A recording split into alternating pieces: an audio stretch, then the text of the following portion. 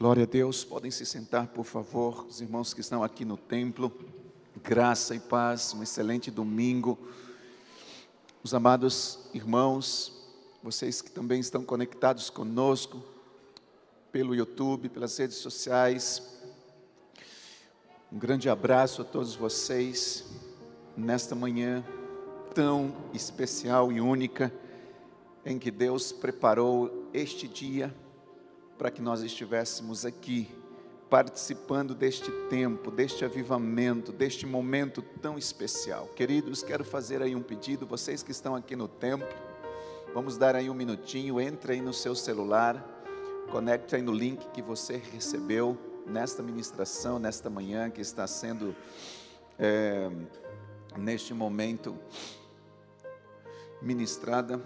E eu gostaria que você comentasse durante a nossa ministração nesta manhã, aquilo que Deus vai falando com você, você pudesse estar participando aí conosco nos comentários. Compartilhe também este link, ainda dá tempo para que você possa, ou outras pessoas possam alcançar. Participe aí do culto, fazendo as anotações no momento da ministração. E eu gostaria de pedir vocês que estão nos assistindo em casa, até mesmo vocês que estão aqui no templo, tire um pouquinho, entre aí no chat neste momento e coloque aí a cidade e o estado da onde você está nos acompanhando, ou talvez país. Semana passada nós recebemos algumas mensagens no final do culto. Nós estávamos sendo assistidos de outros países. E eu gostaria então neste dia que você fizesse isso. Se você estiver em outro país, outra nação, outro estado, escreva aí a cidade, o estado, o país em que você está nos acompanhando nesta manhã. Amém? Esta semana foi uma semana, eu creio que todos acompanharam aí os noticiários, né, onde o nosso presidente passou por mais uma cirurgia, e eu acredito que todos nós estivemos orando por ele. Nós tivemos uma reunião nesta semana, muito importante, muito especial, com o pastor César, pastora Cláudia, juntamente com toda a equipe G12 Brasil, e nós estivemos ali num tempo muito especial. Começamos a nossa reunião, acho que era 11h30, terminamos quase 2h da tarde, e foi um tempo de ministração, de compartilhar, de relacionamento, e um dos focos nosso era orar pela nossa nação, orar pelo presidente Jair Bolsonaro. Deus moveu o coração do pastor César, da pastora Cláudia, para que estivesse reunindo conosco, para que nós juntos pudéssemos estar orando pelo nosso presidente. E assim nós fizemos. Foi uma manhã, início de tarde, muito especial. Quero dizer com isso, queridos, que durante esta semana nós estaremos nos reunindo em alguns horários como igreja. Eu vou deixar isso depois exposto, certinho, publicado o horário, onde praticamente toda a igreja G12 Brasil estará nesta semana por 5 dias, a partir de amanhã, orando num horário específico pelo nosso presidente, pela nossa nação, cobrindo então a vida dele, para que Deus lhe dê toda a graça, toda a revelação, toda a sabedoria, todo o discernimento, no momento em que nós estamos vivendo, um momento bastante delicado em vários aspectos, na questão da política, justamente num contexto em que nós estamos aí nos preparando, porque daqui a um ano praticamente nós teremos aí eleição presidencial, e nós precisamos de todo o discernimento, de toda a sabedoria e revelação da parte de Deus, para que Deus nos conduza como povo nesta terra, e nós possamos sabiamente escolher aqueles que estarão sob nós, governando de uma forma sábia, de uma forma inteligente, de uma forma bíblica. Amém? Bom, nesta manhã, gostaria de compartilhar algo com vocês dentro desse tempo que nós estamos vivendo, sobre uma campanha Amor em Ação. E o tema que Deus colocou no meu coração é a maior notícia de todos os tempos. Qual é a mensagem e o tema dela nesta manhã? A maior notícia de todos os tempos. Gostaria de falar com vocês sobre isso neste dia, dentro desta campanha em que nós estamos vivendo o amor em ação, ou seja, um amor em prática. Nós estamos, já foi dito no início do culto desta manhã, na parte introdutória, onde os anfitriões do culto hoje já estiveram comentando sobre um livro que estamos lendo, que é Testemunho de Cristo Sem Medo.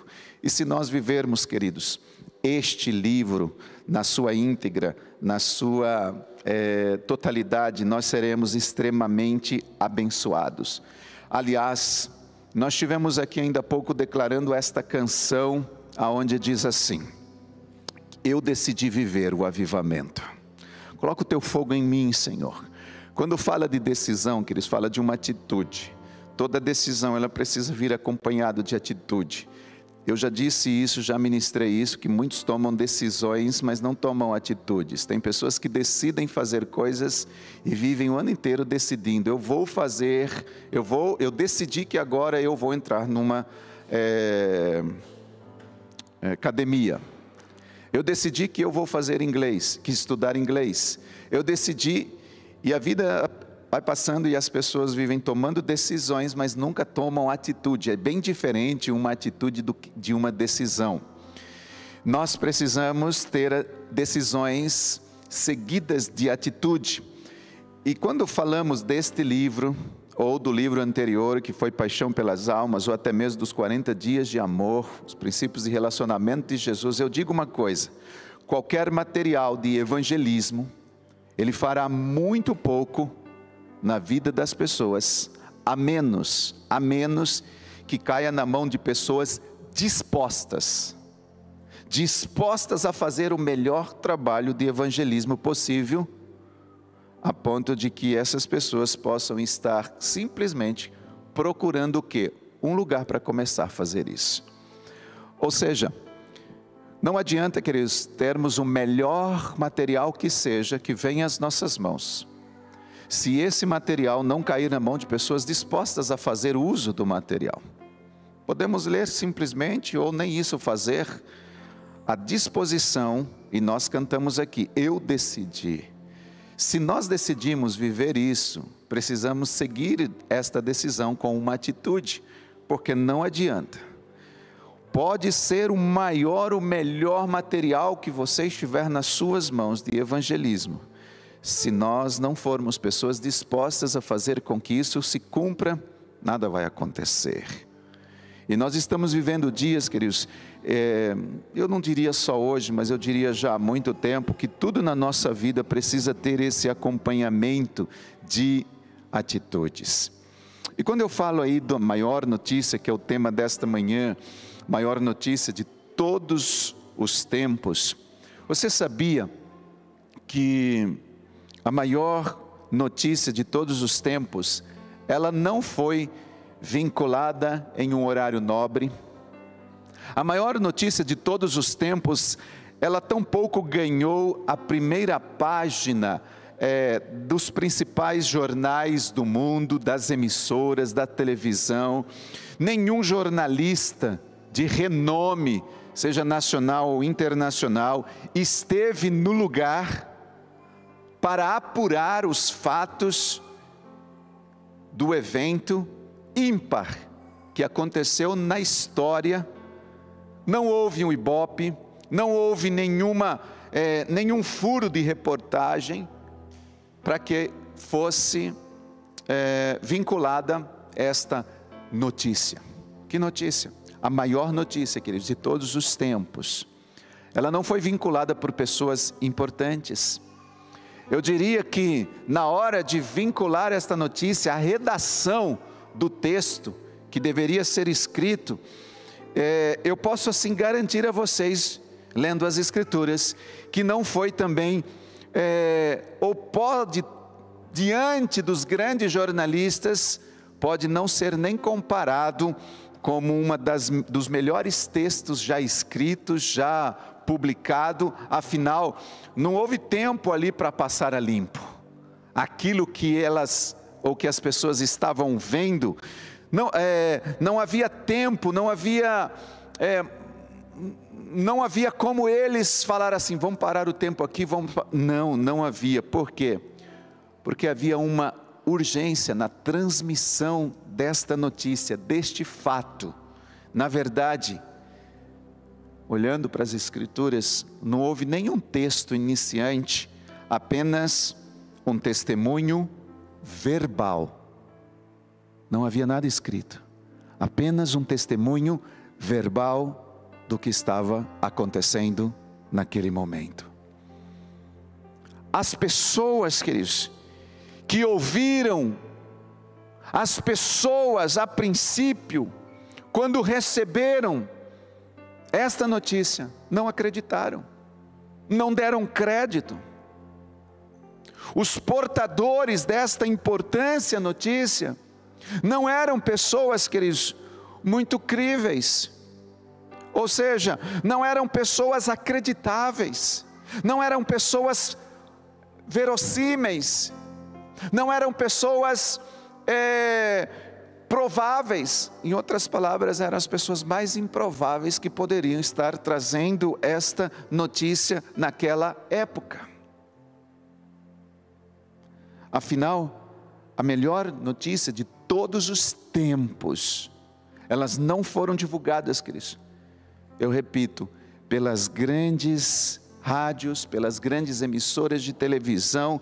Na verdade, ao invés disso, duas mulheres, simples, muito simples, elas foram encarregadas de dizer aquilo que o mundo até hoje não quer ouvir: Jesus Cristo ressuscitou. Jesus Cristo está vivo. Esta é a maior notícia de todos os tempos. Em breve, ou ainda hoje, neste tempo em que vivemos, além de anunciarmos esta notícia, há uma grande outra notícia que está sendo vinculada por aqueles que creem. Jesus voltará para buscar a sua igreja. Mas nesta manhã, queridos, a maior notícia que eu quero dar, a maior notícia que já foi dada, que eu quero simplesmente testemunhar, que eu quero simplesmente compartilhar é essa: Jesus está vivo. Jesus ressuscitou. Não houve, nem haverá notícia similar a esta, queridos, nesses 2 últimos anos, nos anos que se virão. Jesus Cristo que foi morto, agora Ele não está mais morto, Ele está vivo. Aquele que desceu à sepultura, Ele saiu de lá e Ele está vivo. A maior notícia de todos os tempos, queridos, de uma certa forma é também a mais intrigante. Por quê, pastor? Porque essa notícia, queridos, ela desafia os entendidos. Esta notícia desafia os sábios. Mas tem uma coisa, ela traz esperança aos simples. Ela traz uma esperança àqueles que não têm mais esperança. Afinal, a ressurreição de Cristo é uma prova viva da ressurreição daqueles que nele crê. Para provarmos, precisamos crer. Quase 2000 anos já se passaram, desde que esta notícia foi liberada, anunciada. Nesses 2 últimos 2000 anos, queridos, inventaram a prensa, inventaram a imprensa, notícias vêm, notícias vão, todos os dias, nós vemos quantas notícias sendo liberadas, tragédias, política, futebol, celebridades e tudo o que é de mau gosto. Nós vemos aí, normalmente, infelizmente, são as notícias mais preferidas da geração em que vivemos, dos noticiários atualmente. Parece que preferem as notícias piores para vinculá-las, para anunciar, para publicá-las. Muito se fala hoje, queridos, daquilo que amanhã poucos se lembrarão. Notícias que vão se perder com o tempo. São notícias passageiras, como tudo nesta vida é passageiro, mas a maior e a melhor notícia de todos os tempos permanece viva e atual, principalmente dentro do coração daqueles que amam, daqueles que creem que esta notícia, ela é uma verdade. Jesus está vivo, Jesus ressuscitou.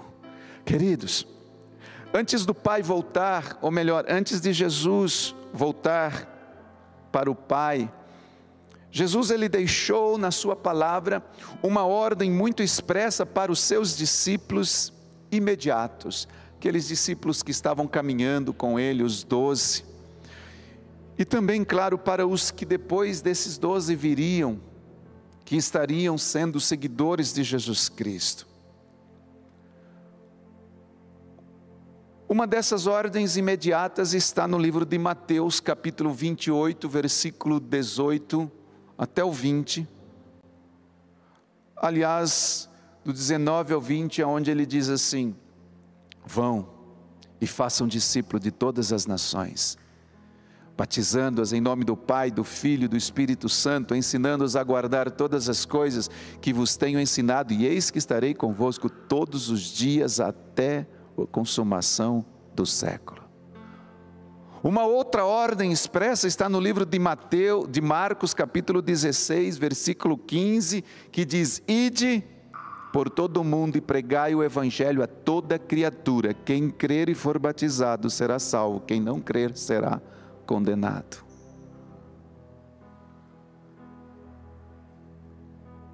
Durante sua vida aqui na terra, o Senhor Jesus Cristo, ele faz muitas declarações.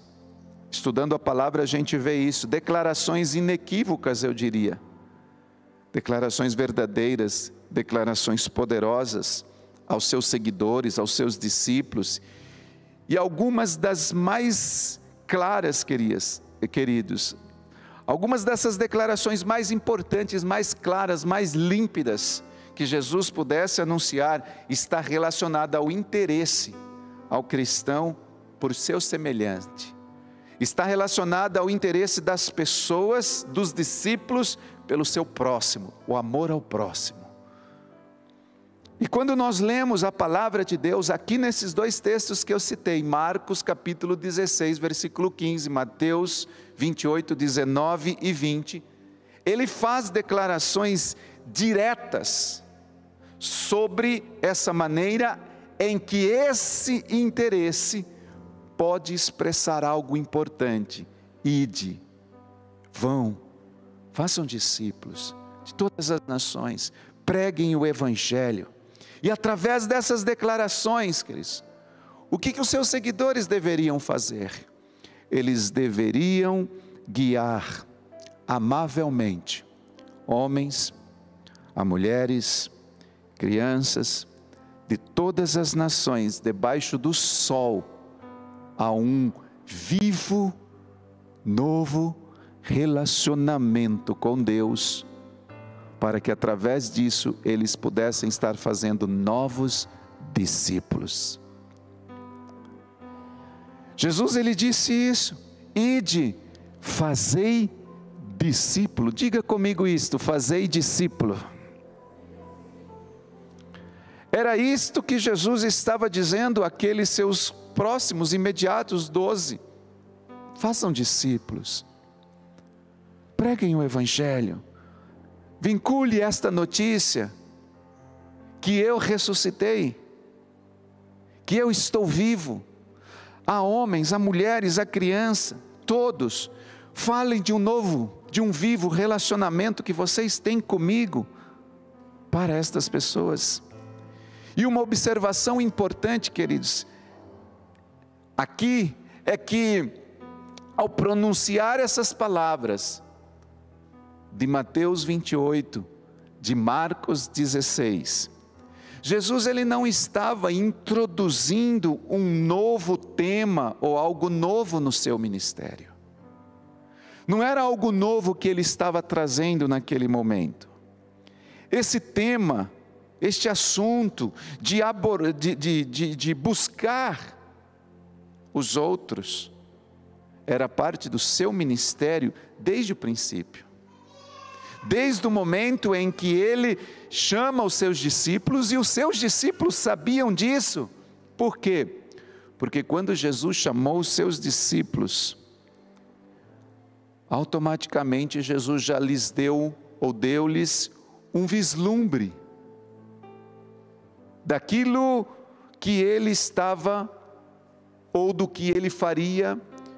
Jesus já deu-lhes um vislumbre de sua intenção para com eles, dizendo para os 12 que faria deles pescadores de almas, pescadores de homens. Isso está escrito no livro de Mateus, capítulo 4, versículo 19, ali diz assim: vinde após mim, e eu vos farei pescadores de homens. Vinde após mim. Você vê que quando Jesus ele chama, e é isso, queridos, que eu disse ainda há pouco, é uma observação importante a se fazer neste momento, porque quando Jesus chama os seus discípulos, Jesus ele já estava dando mostrando um vislumbre, mostrando algo futuro do que iria acontecer. Olha, eu estou chamando vocês para que vocês sejam pescadores de homens. O tempo vai passando e a gente percebe que lá, naquela pequena sinagoga de Nazaré, Jesus estava ali reunido e ele foi convidado para trazer a palavra, vamos dizer, naquela manhã, para ser o pregador. Aliás, foi ali onde começou o seu ministério de pregação pública, e ali Jesus ele escolhe um texto do seu primeiro sermão, e as palavras que ele escolhe estavam registradas em Isaías capítulo 61, versículo 1 e 2, que diz assim: eis que o Espírito de Yahvé está sobre mim. O soberano está sobre mim, porque ele me ungiu. Nesse texto, nós estamos lendo na versão King James atualizada: enviou-me para cuidar dos que estão com o coração quebrantado, proclamar liberdade aos cativos e libertação do mundo das trevas aos prisioneiros da escuridão, para anunciar a todos o ano aceitável de Yahvé, o dia da vingança do nosso Deus, para consolar todos os que andam tristes. Queridos, lendo esse texto, veja bem que lá no início ele dá um vislumbre quando chama. Agora que ele chega no seu ministério público, a primeira pregação dele, ele reforça para que é que ele foi chamado. Para que os seus seguidores também deveriam estar juntamente com ele. E nós notamos aqui que o texto que ele leu e a vida que ele viveu combinaram perfeitamente. O que ele disse que ele veio fazer na terra, ele fez, ele cumpriu. E agora, chegando lá no finalzinho, nós falamos de quando Jesus chama os discípulos, falamos dele quando ele começa o ministério público, e agora lá no finalzinho, para não haver nenhum mal entendido quanto ao que ele tensionava fazer, ou tensionava significar, ele faz o quê? Ele volta a falar aos seus discípulos qual seria o futuro papel deles no momento da ascensão. No momento em que Jesus está subindo a Deus, no momento em que ele volta para o Pai, no livro de Atos capítulo 1, versículos 7 e 8, ele deixa muito claro, reforçando mais uma vez, qual seria o papel dos seus seguidores. E ele diz assim: não vos compete conhecer os tempos ou as épocas que o Pai reservou pela sua exclusiva autoridade, mas recebereis poder ao descer sobre vós o Espírito Santo, e ser-me-eis minhas testemunhas, tanto em Jerusalém como em toda a Judéia e Samaria e até os confins da terra. Queridos, resumindo, foi, é e sempre será o desejo de nosso Senhor e Salvador Jesus Cristo, que os seus discípulos, aqueles que realmente estão com Ele, que crê nele, sempre foi o desejo, que todos nós pudéssemos participar do trabalho de fazer outros discípulos. Isto é muito claro. Jesus, quando nos chamou, Ele já nos dá um vislumbre de que nós, filhos, vamos gerar outros filhos espirituais. E durante toda a vida, queridos, nós recebemos palavras, ministrações, onde o Senhor só vem confirmando isso. E enquanto aqui vivermos, nós vamos ouvir da parte do Senhor palavras dizendo: vão e façam discípulos. Sempre foi, e sempre será esse o desejo de nosso Senhor, que a gente faça de outros discípulos.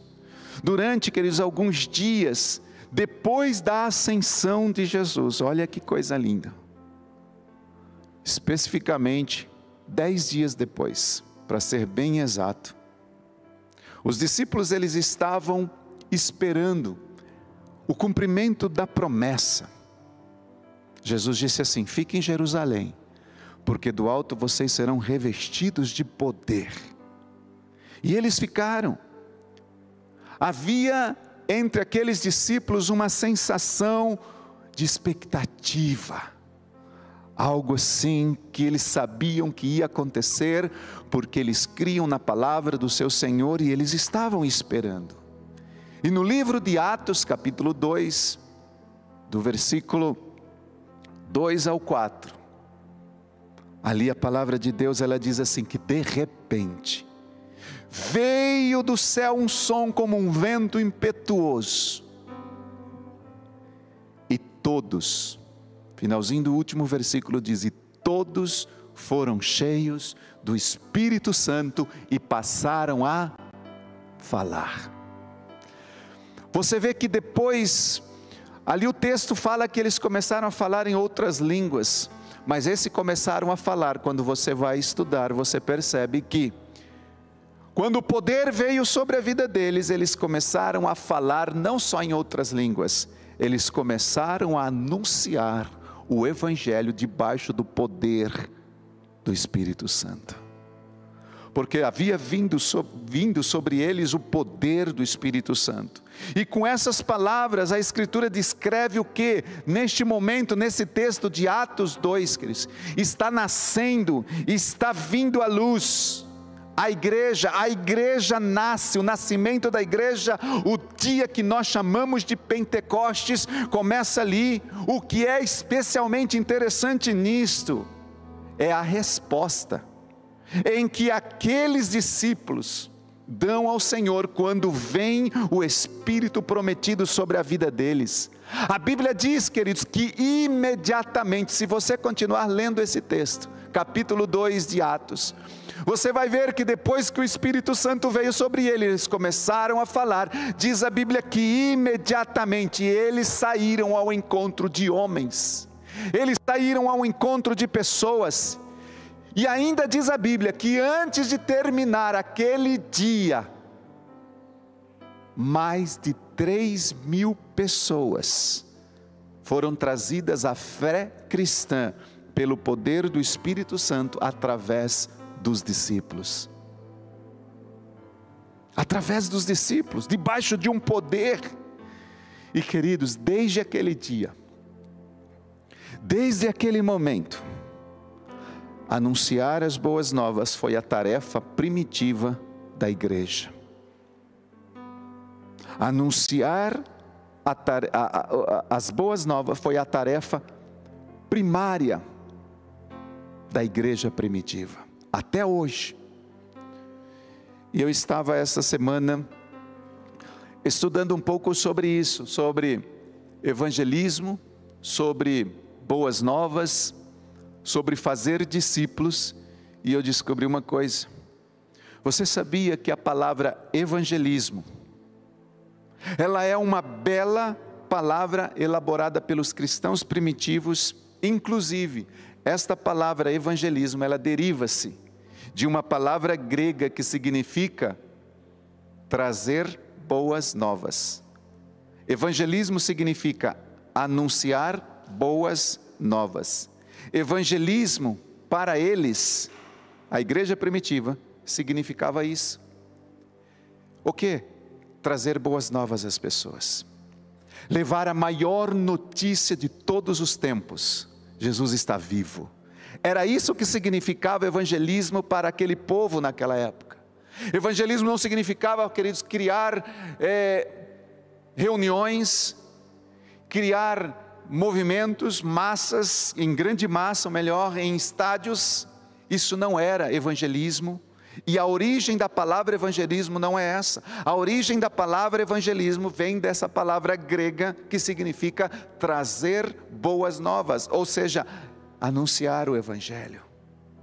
E era isso que significava para aquela igreja que estava começando, que tinha acabado de nascer debaixo do poder do Espírito Santo. Fazer discípulo chama-se evangelismo. Fazer discípulo chama-se evangelismo. Deus decidiu operar o seu milagre do relacionamento de homens mortos por meio do evangelismo.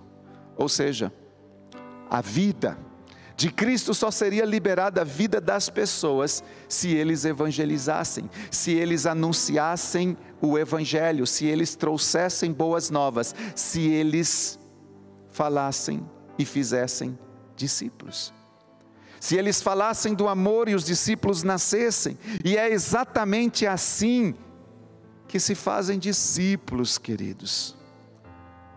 O povo de Deus, cheio do Espírito Santo, ele fala das boas novas, o povo de Deus fala do ato redentor de Deus, e aí o Espírito Santo ele vem e ele opera através do seu testemunho que você está anunciando, e desta maneira nós levamos os homens, as mulheres, os jovens, os adolescentes ao novo nascimento do Criador. É assim que Deus opera. Isto é fazer discípulo. Eu e você, como povo de Deus, cheios do Espírito Santo, nós falamos, nós anunciamos, nós trazemos boas novas às pessoas, aquilo que Cristo fez na cruz do Calvário, e ponto final, não precisa fazer mais nada, o resto é com o Espírito Santo. O Espírito Santo, ele vai tomar esse testemunho, ele vai tomar o que você está falando, ele vai usar aquilo que você está compartilhando com as pessoas, as boas novas que estamos anunciando, e desta maneira, esse Espírito Santo, ele vai levar essas pessoas a terem um encontro com Jesus Cristo, Senhor e Salvador. Amém, queridos? Através do Espírito Santo. Na igreja primitiva havia uma consciência evangelística que tomava a cada pessoa. Eles não faziam nada mais a não ser isso. Tão forte, queridos, isso era na igreja primitiva, ao ponto de que fazer discípulo, evangelizar, anunciar as boas novas, que é a mesma coisa. Hoje você vai sair daqui pelo menos aprendendo que evangelismo, fazer discípulo e anunciar boas novas é uma coisa só. Isso não era novidade para a igreja primitiva. Isso não era novidade entre eles.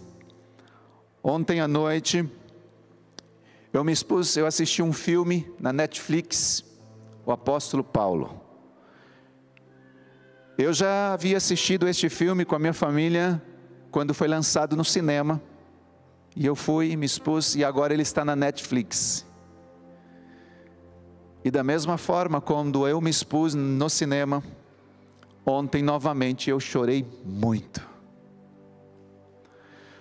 Durante essa semana eu vou estar publicando para todos aqueles que fazem parte da minha lista de transmissão particular, algumas cenas do filme com algumas frases. Mas me expondo aquele filme, queridos, eu pude chorar, eu pude perceber o quanto dentro daquele povo, da igreja primitiva, havia uma consciência de evangelização. O apóstolo Paulo, Lucas, o filme, Vou dar um spoilerzinho aí, onde Lucas está junto com Paulo, e Lucas relata a história de Atos dos Apóstolos, juntamente com Paulo, e ele escreve. Quem aqui já assistiu esse filme? Muitos já assistiram.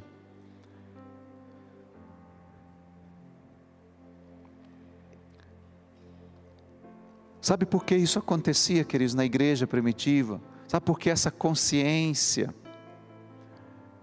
de evangelização, de pregar o evangelho, de anunciar a maior notícia de todos os tempos, de vincular essa notícia? Existem alguns motivos por que isso acontecia.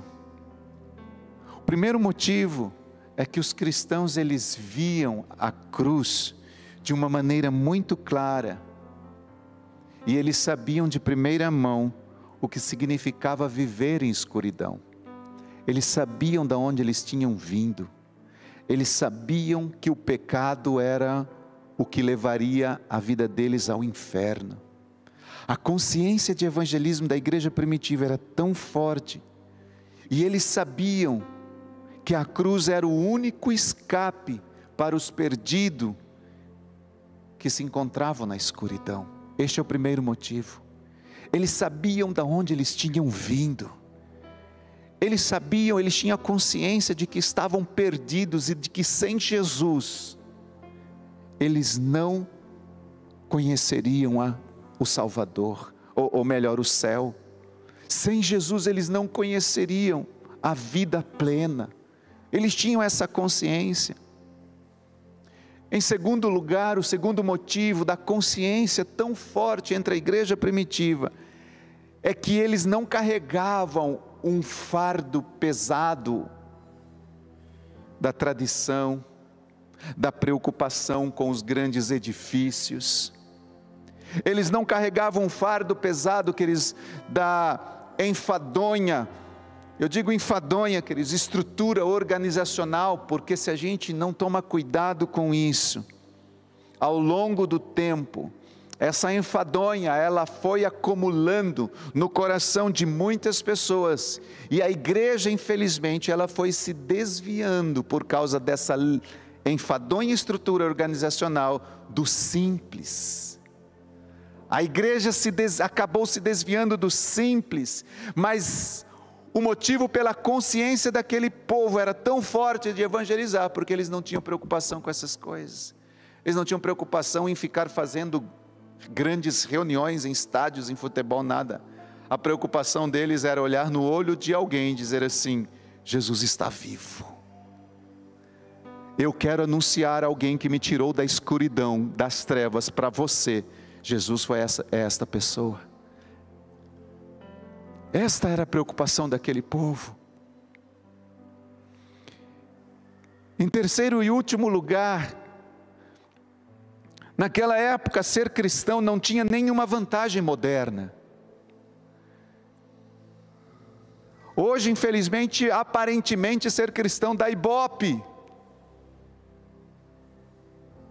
Mas eles eram perseguidos. Ser cristão na época não era socialmente aceitável como hoje. Não se seguia, queridos, benefícios, ou não eram beneficiados financeiramente.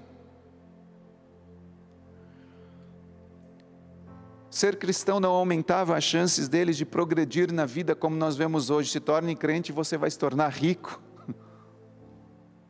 Venha para o evangelho e você vai só ter coisas. Que evangelho barato, medíocre, sendo disponibilizado e vendido nos dias em que nós estamos vivendo. Isso não acontecia naquela época. Ser cristão não era aceitável, e este era um dos motivos, queridos, pelos quais havia uma consciência de falar do amor de Jesus Cristo àquelas pessoas. A gente percebe que ao invés de tudo isso, ao contrário de tudo isso, entrar em uma comunhão com Cristo e com a comunidade era um negócio perigoso. Se você assistir esse filme do apóstolo Paulo, você vai ver como era perigoso ser cristão. Eles eram queimados, e isso acontece, o filme acontece na época em que Nero coloca fogo em Roma, e o culpado é o apóstolo Paulo. E os que eram pegos, por mais simples dúvida que os soldados tinham se eram ou não cristãos, eles eram colocados como uma tocha viva para iluminar Roma. Ser cristão, queridos, naquela época, era um negócio perigoso. No entanto, nascia de uma dedicação pessoal de cada vida. Eles sabiam que se tornar cristãos, eles sabiam que se tornar seguidores de Jesus Cristo, eles sabiam que se eles entrassem nesta comunhão, eles trabalhariam, eles estariam junto com Jesus, eles estariam um ao lado do outro naquela comunidade, para viver até o fim na missão de Cristo, pois eles sabiam que eles eram de Deus e Deus era deles. Eles sabiam que eles eram seus e eles eram deles. É claro, queridos, que falando sobre tudo isso dentro do contexto da igreja primitiva, eu não quero aqui deixar com isso a impressão de que a igreja primitiva houve aí uma completa unanimidade quanto ao papel do evangelismo, porque não houve. Nós sabemos que dentro do contexto da igreja primitiva, nem todos eram Pedros, nem todos eram Paulos, nem todos eram Áquilas e Priscila. Se você assistir esse filme que eu estou falando, ou você já assistiu, você vai se lembrar de quem era Áquila e Priscila. Infelizmente, na igreja primitiva também houve um Demas, que naufragou na fé, abandonou o serviço do Senhor. Paulo cita dele. Houve também um Ananias e um Safira, cuja dedicação tíbia, duvidosa, preparou a sua terrível mentira para mentir aos pés dos apóstolos. No entanto, a despeito disso, nós vemos, queridos, que as bênçãos de Deus cresceram numa comunidade empenhada. A despeito de alguns que diziam não quero, alguns que abandonaram, que naufragaram na fé, você percebe que havia uma unanimidade, eles estavam juntos, eles partiam o pão, eles estavam em oração, em comunhão, eles pregavam o evangelho, independente desses que desistiam, no meio do caminho você vê que aquela crescente comunidade estava empenhada, havia homens, havia mulheres, havia jovens que viam claramente a necessidade de partilhar, de compartilhar, de anunciar a Cristo a qualquer custo, simplesmente para seguir um chamado que eles tiveram de fé. De fé. Nos 21 séculos, queridos, desde que Cristo deu entendimento a esta comunhão cristã e deixou a grande comissão para a igreja, o trabalho fundamental da sua igreja não mudou, nada mudou, é a mesma coisa, é o mesmo trabalho hoje. Nós precisamos como igreja compartilhar, partilhar, continuar anunciando ativamente aos outros a sua vida em nós. Este é o nosso papel. As pessoas que vivem nas trevas estão hoje tão perdidas como há 2000 anos atrás estavam. Nada mudou, o terror do pecado, o pavor do inferno é tão intenso ainda hoje como na época em que as boas novas foram anunciadas pela primeira vez. Ainda hoje, nós percebemos hoje, queridos, que a consciência do pecado parece que vai sendo amenizada com alguns tipos de pregações, de ministrações, simplesmente para confortar a consciência das pessoas. Mas a consciência de pecado não mudou. Nada mudou. Esta semana, eu até publiquei uma frase no meu Face, que os ponteiros do relógio da eternidade avançaram. O tempo de vida de cada cristão e de seus irmãos nas trevas aproxima-se do fim. Aproxima-se do fim. Os ponteiros, ou seja, Jesus está voltando. Ele está próximo. E hoje eu preciso continuar anunciando a maior notícia que já existiu desde quando ela foi vinculada pela primeira vez. O evangelismo continua sendo obra primária da igreja. Anunciar boas novas continua sendo obra primária da igreja. Fazer discípulos continua sendo obra primária da igreja. Lembrando que evangelismo, anunciar boas novas e fazer discípulo é a mesma coisa. Nada mudou, continua ainda sendo a obra primária da igreja. Queridos, este tempo eu tenho me dedicado bastante à leitura, e eu estava lendo um dos livros do pastor Poing Chu, e o livro tem o nome Muito Mais do que Números, um livro muito importante, eu diria um best-seller, um livro assim que todos nós deveríamos ler. E ele diz que pregar o evangelho, anunciar as boas novas, fazer discípulo, ou seja, fazer o evangelismo é uma arte.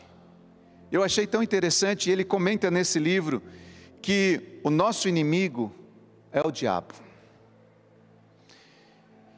E ele fará tudo para que eu e você não evangelize, que eu e você não pregue o evangelho. E ele diz que o campo de batalha, hoje, é o coração da humanidade perdida.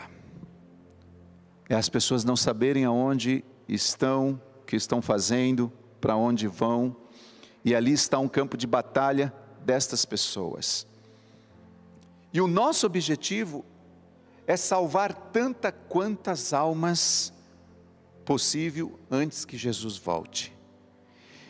E neste livro que nós estamos lendo, por exemplo, Testemunho de Cristo Sem Medo, o autor ele diz que o contato pessoal, o evangelismo pessoal é a melhor maneira para nós anunciarmos a Cristo. Inclusive, ele diz isso baseado nos próprios exemplos deixados por Jesus no momento de evangelizar. Eu até falei semana passada, usei o exemplo de Nicodemos, o exemplo da mulher samaritana, exemplos pessoais de Jesus. Mas neste livro que eu estava lendo do pastor Chu, Muito Mais do que Números, ele compartilha sobre vários exemplos de evangelismo pessoal para alcançar as pessoas, e um deles que me chamou muita atenção é uma senhora que ela inventou um método para chegar às pessoas.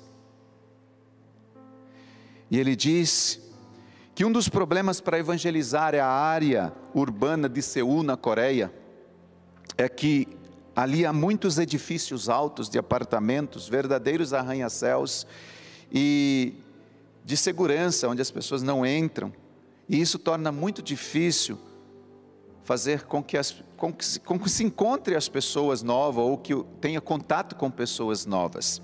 E então essa senhora, para vencer esse obstáculo, sabe o que ela fez?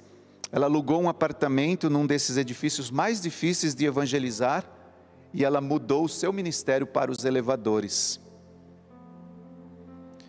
Todos os sábados ela começou a passar algumas horas subindo e descendo o elevador do seu edifício, procurando meios para poder servir os vizinhos. Em muitas dessas subidas e descidas e subidas, ela encontrou aí várias oportunidades para ajudar as pessoas. Lembra que na semana passada eu até compartilhei aqui, disse que testemunhar de Cristo é a nossa parte diária como cristão, onde todos nós devemos fazer isso desde que surja uma oportunidade. Lembrando que o propósito de Deus, Ele age ao nosso favor fazendo isso. Ele cria as oportunidades e nós simplesmente aproveitamos essas oportunidades que Deus nos proporciona. E neste livro ele diz que certo dia esta senhora entrou num elevador com uma criança pequena. ela entrou e viu uma senhora com uma criança pequena, tinha algumas sacolas nas mãos, e aí ela ofereceu para ajudá-la. E depois disso, depois de ajudá-la, o que ela fez? Ela convidou então essa senhora para uma xícara de chá. No dia seguinte, durante o chá, ela foi falando de Jesus, ela começou a anunciar Jesus. E essas pequenas reuniões, sessões de chá, continuaram até que, algumas semanas mais tarde, aquela senhora aceitou Jesus Cristo como seu Senhor e Salvador. Resumindo, queridos, pouco a pouco, aquela senhora ela foi fazendo amizade com outras pessoas a quem ela foi ajudando no elevador. O tempo foi passando e ela estava secretamente fazendo uma coisa, plantando sementes, anunciando sementes no coração daquelas pessoas, anunciando que possivelmente uma reunião de célula nasceria no seu edifício. E enquanto ela ajudava aquelas pessoas, ela foi fazendo amigos, e em silêncio ela ia orando por esses amigos, por essas pessoas, e com o tempo ela conseguiu um número dos telefones dessas pessoas, ligou para essas pessoas, convidou ela para uma célula no seu apartamento. Hoje,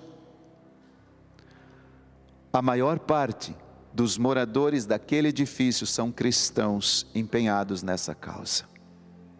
Era um dos edifícios mais altos e mais difíceis.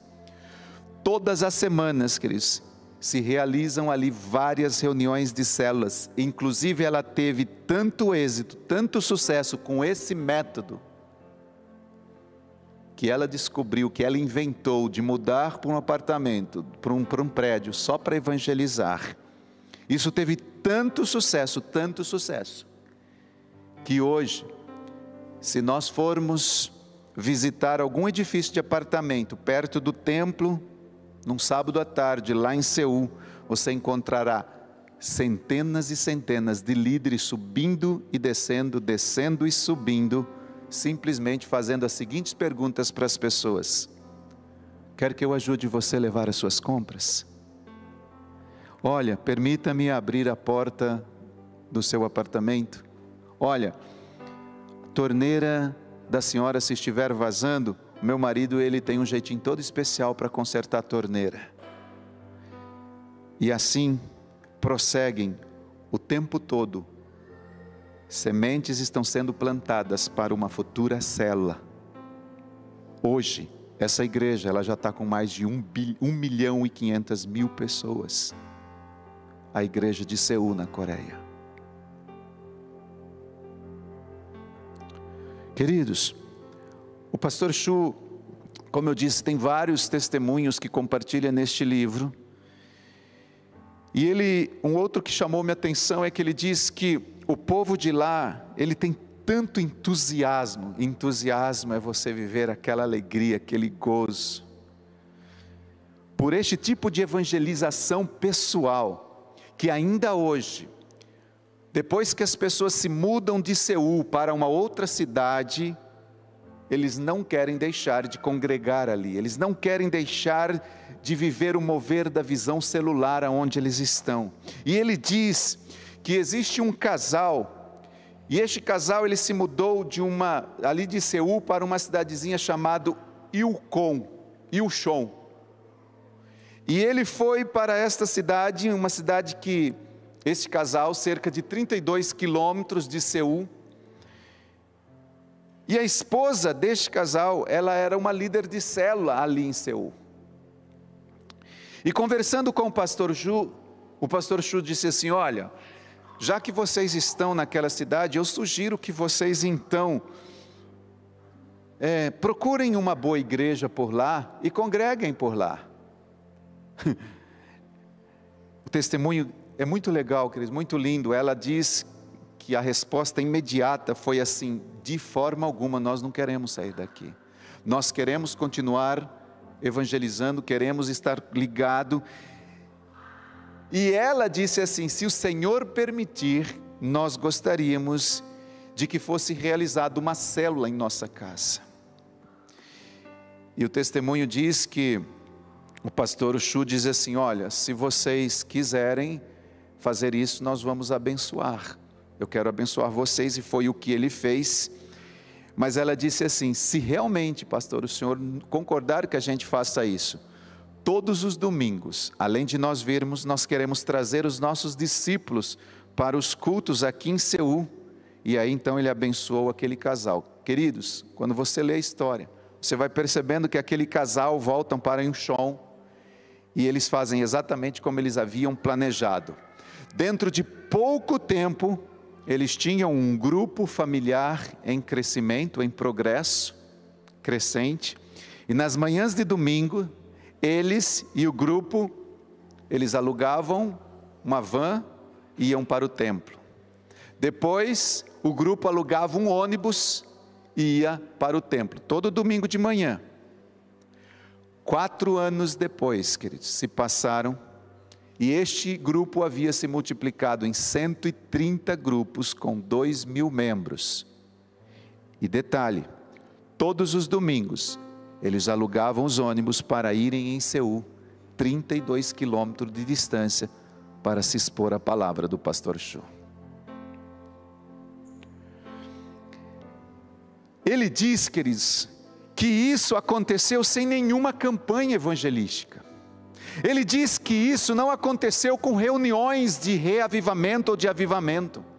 Ele diz que isso não aconteceu com nenhum estandalhaço, apenas com um entusiasmo, o desejo, a consciência evangelística daquele casal jovem, coreano. São 2.000 homens, mulheres e jovens, crianças que se encontram com o Senhor Jesus Cristo, por intermédio do zelo daquele casal que disse: eu vou fazer a diferença na onde Deus me plantou. Queridos, hoje é um dos meus sonhos. Deus ainda vai me dar graça, oportunidade e recurso financeiro. Eu ainda quero a Coreia do Sul na igreja do pastor Chu. Eu já disse isso aqui. Hoje, queridos, vem de todas as partes da Coreia centenas e centenas de ônibus levando membros para o templo em Seul. Inclusive, ele diz no seu livro que muitos visitantes, quando olham as pessoas chegando de ônibus, eles dizem assim: uau, pastor Chu, então este é o segredo do seu sucesso? Quer dizer que o Senhor tem um ministério de ônibus, a igreja então tem uma frota de ônibus à disposição da igreja, é por isso que a sua igreja cresce tanto. Sabe qual é a resposta do pastor Chu até hoje? Diante de todas essas indagações dessas pessoas que dizem isso para ele: não, irmãos, não. Além da igreja não ter nenhum ônibus, nem eu e nem a igreja alugamos um único ônibus sequer para que as pessoas venham até aqui. Todas as células fazem isso por sua conta própria, a fim de fazerem com que os membros e os convidados cheguem até o templo. Queridos, talvez essa não seja a minha, a sua realidade. E eu quero concluir com isso. Qual é a nossa realidade? Independente da realidade atual, sua e minha, uma coisa eu sei: todos nós somos anunciadores de boas novas, da melhor notícia que já foi divulgada. Assim como aquelas 2 mulheres simples foram até o túmulo e olharam e disseram: Jesus não está aqui. E elas saíram encarregadas de dizer ao mundo que Jesus estava vivo. Nós também somos esses anunciadores da maior notícia que já existiu em todos os tempos. Eu e você somos anunciadores de boas novas. Talvez a gente não vai fazer ficar subindo e descendo de elevador, talvez você não vai ficar alugando ônibus, mas eu pergunto: o que eu e você podemos fazer? O que o Espírito Santo tem dito para nós fazer? Queridos, quando nós sairmos, sob essa unção do Espírito Santo para levar a palavra, milagres poderão acontecer, vidas poderão ser salvas, e tudo isso porque Jesus já pagou um preço caro, um preço infinito. Ele foi ao extremo e fez isso por mim e por você, entregando a sua vida. Toda a obra da cruz, todas as mensagens de boas novas, tudo o que o Senhor realizou, demonstrou o amor, a misericórdia, a compaixão. Como as pessoas ouvirão se não há quem pregue? Esta é a pergunta do coração de Deus, que ecoa há 2000 anos até hoje.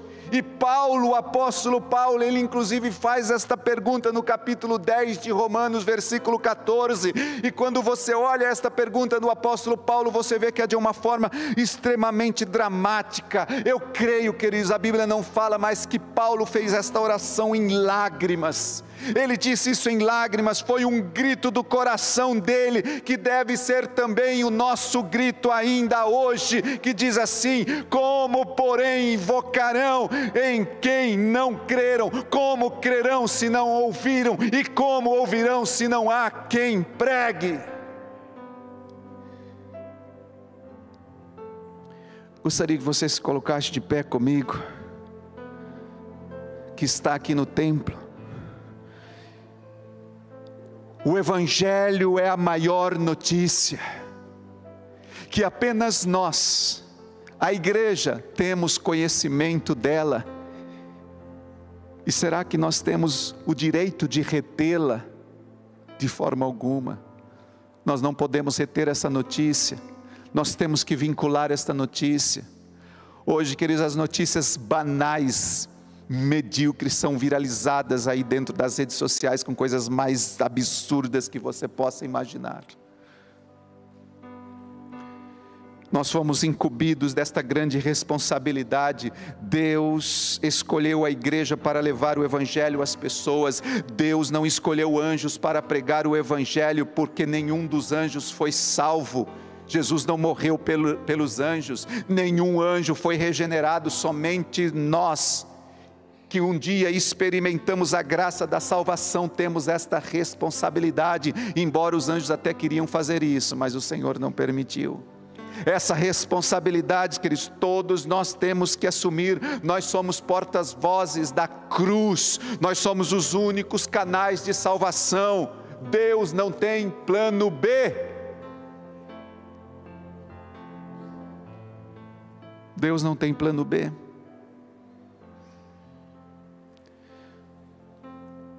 Feche os seus olhos.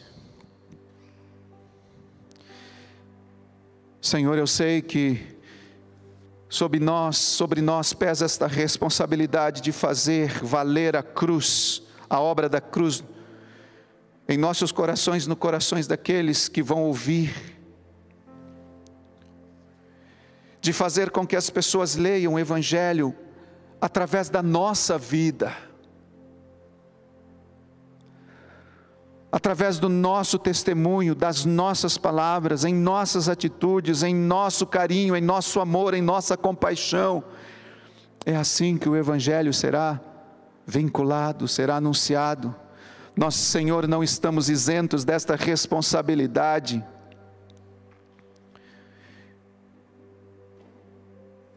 E hoje nós estamos aqui, Senhor, orando, declarando e estudando um livro, Senhor, aonde nós queremos testemunhar sem esse espírito de medo, de covardia, mas cheios do poder, da ousadia do Espírito Santo para anunciar a maior notícia de todos os tempos. Senhor, todos aqueles que têm encontrado dificuldades em aceitar, Senhor, isso, de anunciar o Evangelho, têm encontrado medo, Senhor, nós declaramos em nome de Jesus Cristo, que nós seremos ousados, cheios do Espírito Santo, para que todos aqueles que encontrarem as nossas vidas e nós cruzarmos em nossos caminhos, essas pessoas, Senhor, serão canais do Evangelho, das boas novas. Estamos aqui nesta manhã, Senhor, como igreja. Nós já fomos salvos, fomos perdoados, nossos nomes foram escritos no livro da vida. Mas isso não pode ficar fechado, Senhor, no lugar. O nosso chamado, meu Deus, não é para ficar aqui dentro de quatro paredes. Nós fomos chamados para proclamar, para anunciar a obra da salvação, a obra da cruz.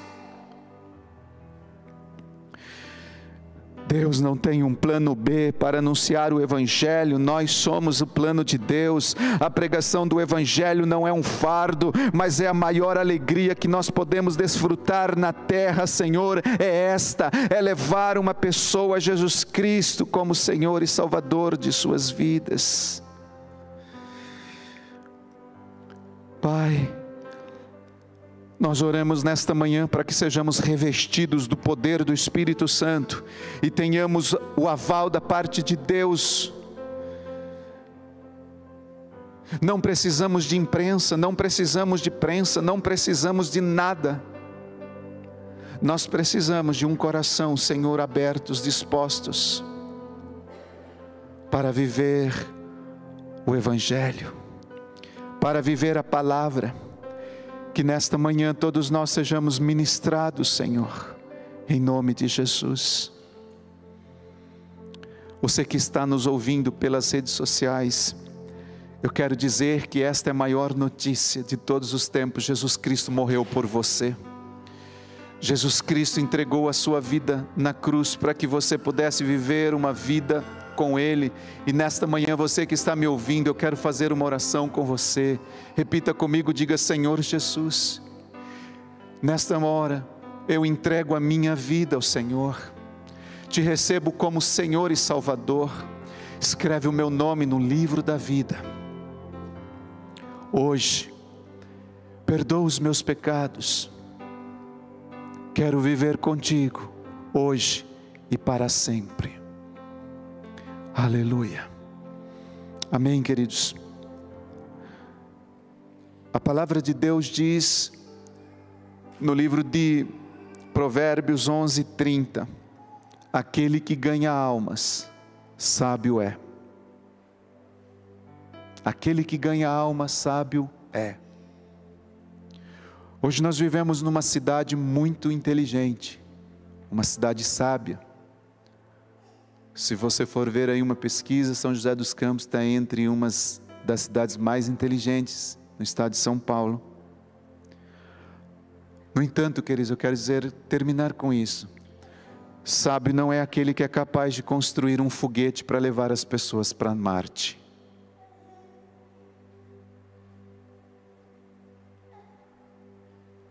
Sábio não é sinônimo de inteligência. Sabedoria é você mudar o destino da vida de uma pessoa. Quando a evangeliza, quando você anuncia as boas novas. Isso a Bíblia diz que é uma pessoa sábia. Sábia é aquele que ganha almas.